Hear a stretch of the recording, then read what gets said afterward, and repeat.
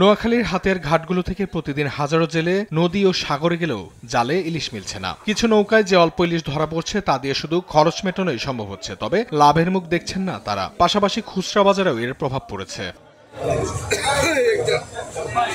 বর্তমান বাজারে 1 কেজি বড় ইলিশের দাম 2500 থেকে 2700 টাকা, ছোট ইলিশ 1800 থেকে 2000 টাকা দরে বিক্রি হচ্ছে, যা সাধারণ মানুষের নাগালের বাইরে। জেলে শ্রমিক ও আড়তদাররা সবাই লোকসানে, অনেকেই ধার দেনায় জর্জরিত। এই সময়তে ইলিশ মাছ ভরপুর থাকার কথা, কিন্তু এই বর্ষা মৌসুমে একেবারে ইলিশ মাছ নাই। আমরা যে ঋণগ্রস্ত ক্ষতিগ্রস্ত হয়ে যাচ্ছে দিন দিন, একেবারে আমরা জেলেরা এবং আমরা যারা ব্যবসায়ী ভাইরা আছে সবাই আমরা এখন দেউলিয়া হয়ে গেছি। নদীতে মাছ নাই, এখন আমরা বড় অভাব আছি। খুচরা বাজারে কোনো মাছ যাইতেছে না, এই কারণে মাছের দাম একটু বাড়তি।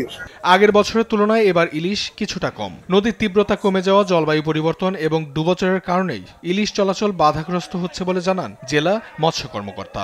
নাব্যতা কম, তারপরে জলবায়ুর পরিবর্তন এখানে একটা বিষয় আছে।